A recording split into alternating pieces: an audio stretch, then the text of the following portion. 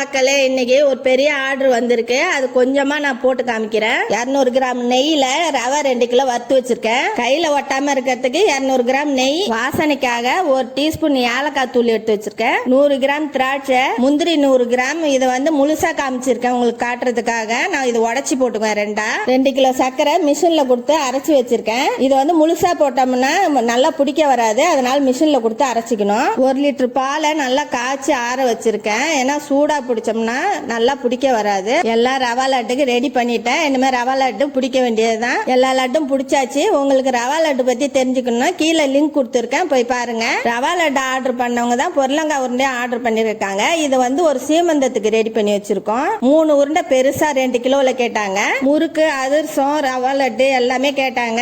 முறுக்கு அதிரசம்லாம் கடையில இருக்கு, அதெல்லாம் வீடியோ எடுக்க முடியல. இது மட்டும் எடுத்திருக்கேன் நானு. பொருளங்காய் உருண்டை தெரிஞ்சுக்கணும்னா கமெண்ட் பண்ணுங்க. அடுத்த வீடியோல பார்க்கலாம். பாய்.